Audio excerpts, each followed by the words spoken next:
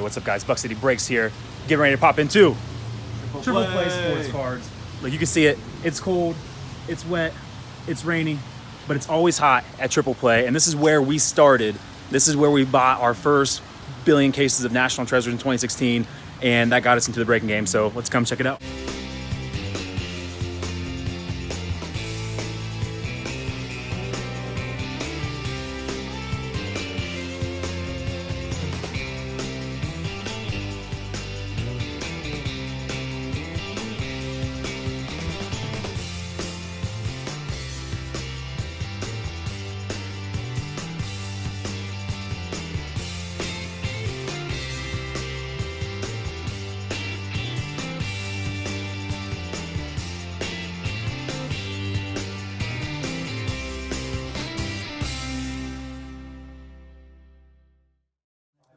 All right, guys. Hey, Buck City Chris here, and we are with Ron from Triple Play Sports Cards.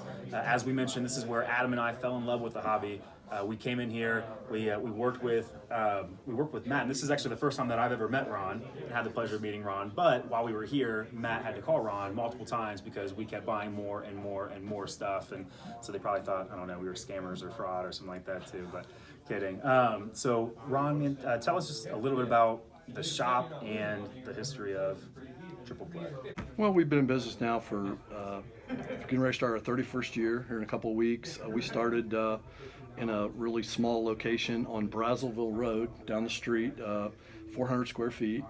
We had one 6-foot showcase, a trash can with posters in it, and a 4x8 piece of slat wall, and the bathroom was part of that 400 square feet. So it's a very small store.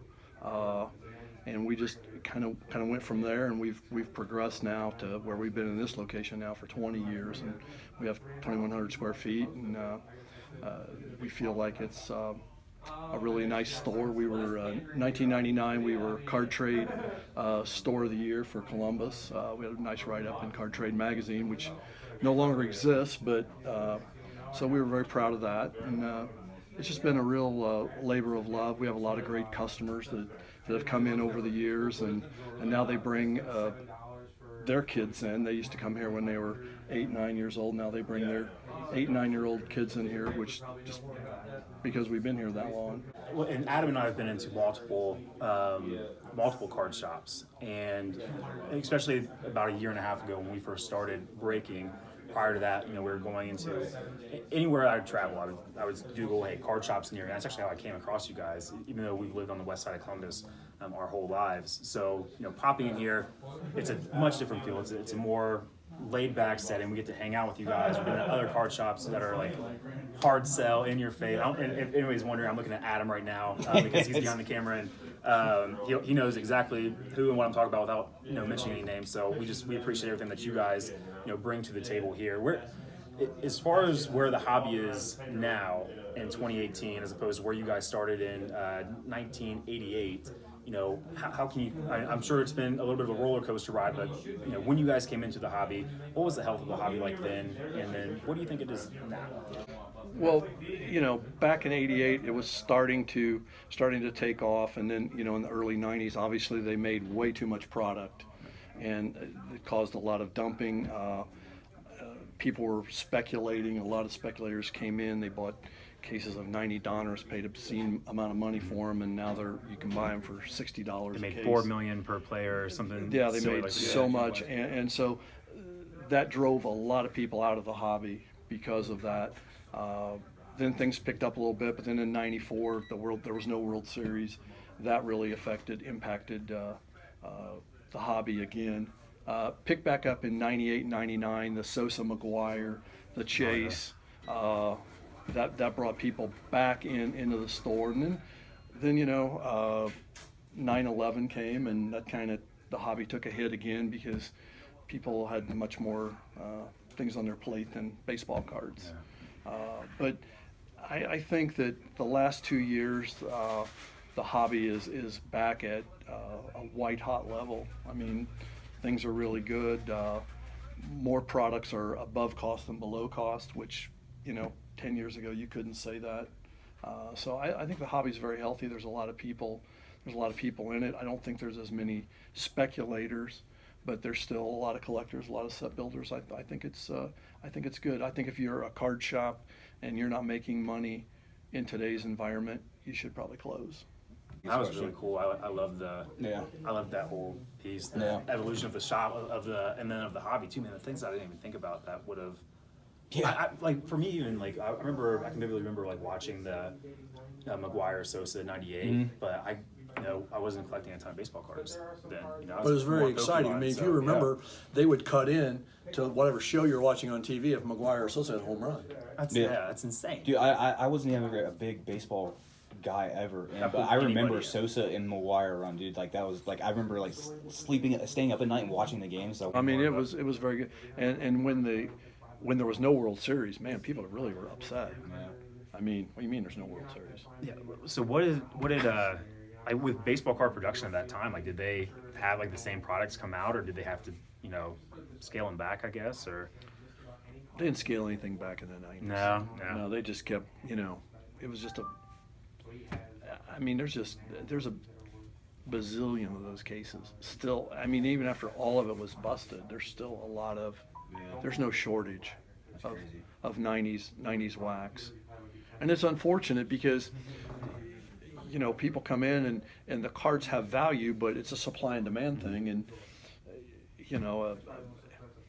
89 Topps Randy Johnson rookie card it's like $2. Yeah. They go, how can it be $2? It's Randy Johnson. Well, it is because $2 is a good price. Like that's yeah. I mean, they just made a lot of them, so I think that's really the problem. I mean, that stuff just isn't worth anything, and it's tough to sell. I guess the good/bad thing about that was that didn't they have a really hard time with like centering on those cards, or what was it that it was centering, or it was sticking something together? So if you can get something that's where having these things graded is going to come into play, right? Do you guys offer any type of grading service for your customers? Yeah, we submit to PSA and to Beckett. For our customers, we're happy to submit cards for them because it is rather labor intensive, and people are nervous about it.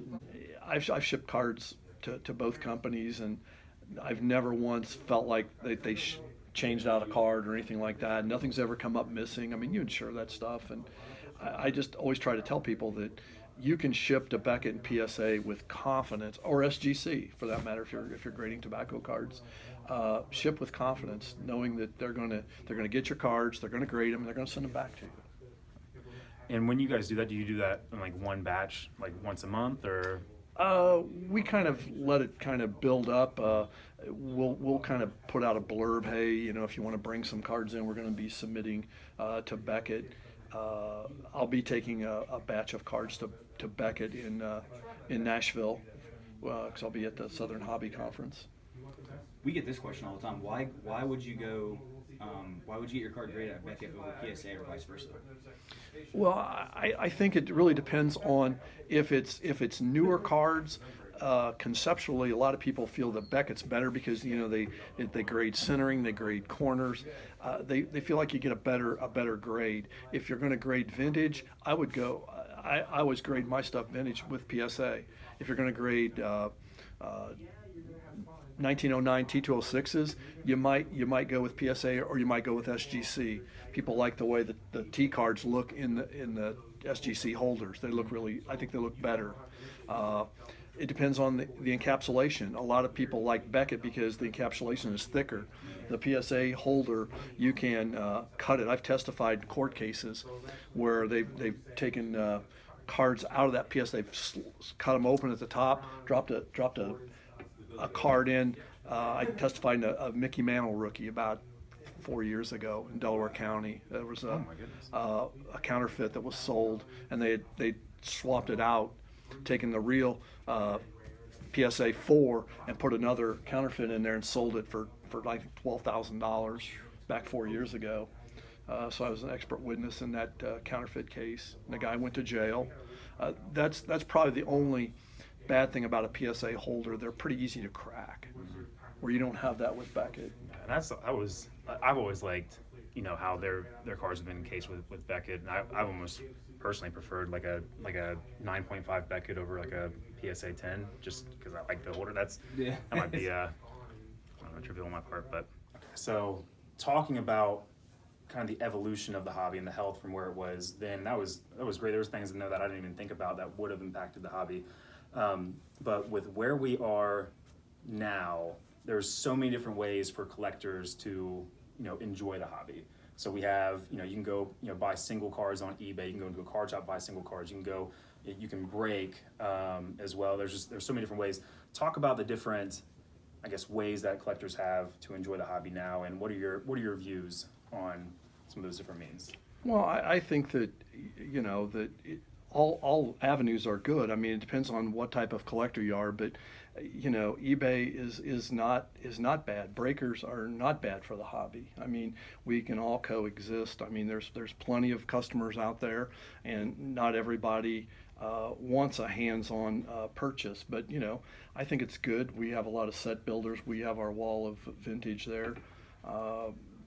eBay's fine. The internet's fine. I mean, people go to Amazon. There's a lot of different venues, and I think it's just on a personal preference. A lot of the people like to come in and they like to hang out and be with other like-minded people that collect, and they like to rip open wax, and that's why we do box breaks here in our store. We do case breaks.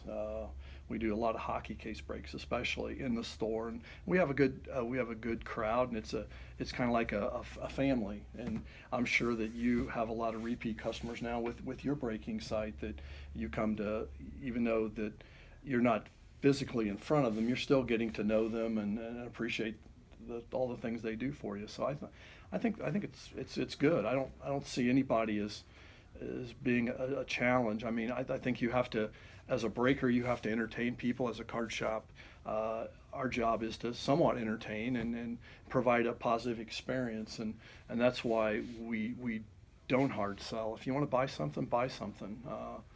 If you don't, it's fine. You can just come in and hang out, look around. I mean, we've had people come in and say this is like walking into a museum. Yeah. So, if that's all you want to do, that's fine. We're good with that.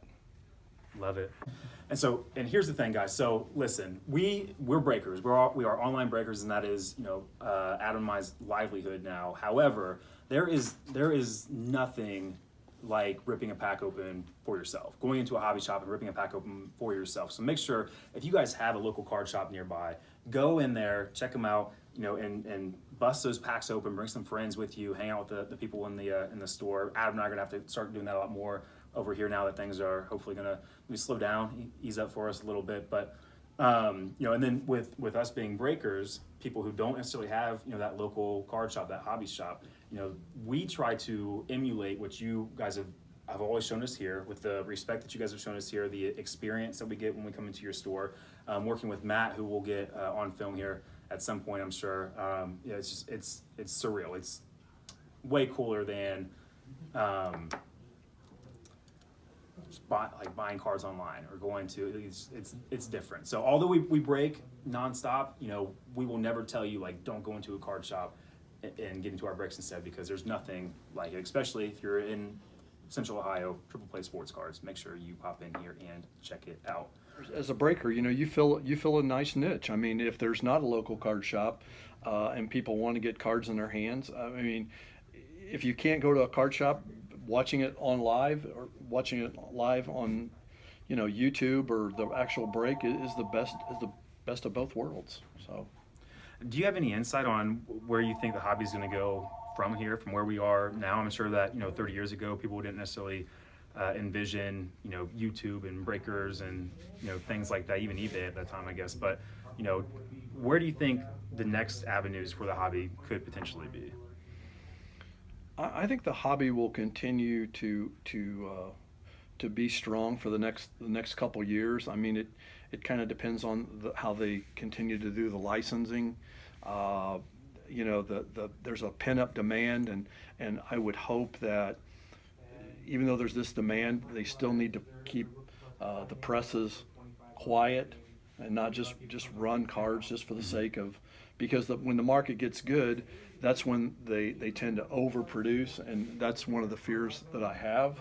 As long as they don't do that. I think some of the one-of-ones, there's 35 one-of-ones, and that's too many in my opinion. I mean, and I understand there's the need for layers and parallels, but I am a little concerned about that. But I think that the licensing partners, Panini, Upper Deck does a really great job of supporting the hobby shops. You have to be a brick and mortar to get Upper Deck product. Panini has 2 licenses. I think they do a good job with them. Of course, Topps is a staple in baseball, and I think that as long as Topps has baseball, then that'll be good. All right, so as far as overproduction goes, we've talked about that before. Do you think that what would you prefer as a collector and or a card shop owner? Would you rather them double the amount of items that I guess they have in current products, or would you rather them double the amount of products that they come out with? Well, first off, all the manufacturers have certain limitations by the National Football League as to how many products they can produce in a given year. So what they try to do, they try to put their calendar out over the whole year, and they can produce, Panini has the rights, I think, to do 28 football products or something like that. And so they kind of try to space those out. I think that the production levels are probably good where they're at. One of the things that would be helpful to not only card shop but breakers and to customers is they spread these out better. We get a week where we have no releases, and then the next week we have 6. Well, that makes customers, whether they're coming to break or they're coming to buy cards, that makes them pick and choose what they want to buy.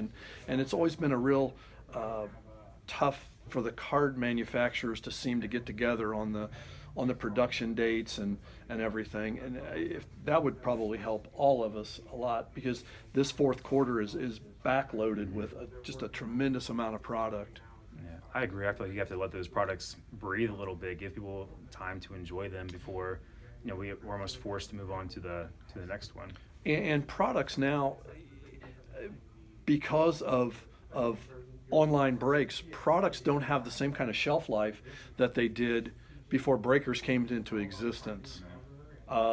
Because now customers will watch you break Elements football, and if they see 6 boxes of that broken and there's not very many good hits, then they tend to say, well, I watched that the other night, I don't want to buy that. And it's sitting on your shelf and you've already ordered 100 boxes of it, and you're going, okay, that's not good.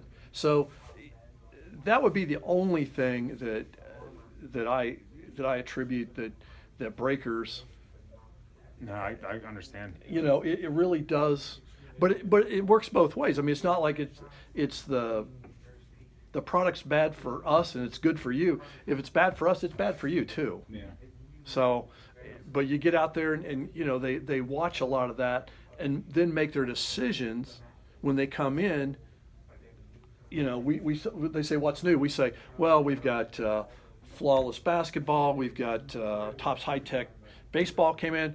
Well, I watched this break online. I don't think I want to buy one of those products. No. Sorry. I think that we. It's funny though, because we're still a baby breaker. We're new, and our allotments were non-existent at one point, so we weren't able to get new product. We were always getting, the older stuff, and that it worked out to our favor sometimes. Maybe we helped some card shops along the way, because when we didn't have the new product, and people were we had thought everybody had moved on from like Majestic football in 2017. And then, we started, that's the only thing we were able to get. So we'd get, cases of this stuff. And we were pulling these really great cards that people must not have seen in those other breaks or forgot. Or maybe there's some, bunk product that was out at that time. We went back to Majestic, and now Majestic looks like a gem. So, no, we understand that, I guess, to an extent to where, we had to hold on to product or get product that, wasn't the latest and greatest, and people were kind of moved on. But you can still create a lot of value, and I heard you use the word monster breaks. I mean, we call them mixers here in the store. Our monster mixers, yeah. Yeah, and you can create a lot of value for a customer by putting in an 8-box mixer and give them a really good price. Because that's the one thing that a brake will do for you is that it enables you to buy into a very high-end product that you might not want to come in here. Like Cup Hockey, we did a 3-case brake last week. Well, Cup Hockey goes for $589 a box. But you know, if you want to buy in at I think we're at $55 a team, $55 or $60 a team. So I mean, you'll take a chance on getting a couple of good cards out of it. There's only 18 hits, so some people got skunked, and we did not offer skunk protection for that. But you know, we feed them pizza and we give them some other stuff, but and just try to show them a good time. But that's the beauty. That's what I think is the beauty of brakes, is that you do afford the opportunity to get involved in a higher end and exciting product. And what better than, you know, you invest $120 and you hit a 101 or something, really a very cool card that you wouldn't have been able to buy because you didn't want to spend $600. Absolutely. So there's value in every, there's value in eBay, there's value in a card shop, there's value in breakers. Coexist. Gotta coexist. All right. Is there anything else, Ron, that you would want to get out that maybe we didn't cover? No, I'm just really happy you come out and happy to be able to support you guys in your big break on Sunday, and hopefully you'll have a lot of guys tuning in and you'll sell a lot of slots. I appreciate you. Guys, once again, make sure you guys check out Triple Play Sports Cards. We have all of their social media links right above my finger. You put that there. You'll probably do that, yeah. Oh my gosh, Ron, thank you, work? man. Okay.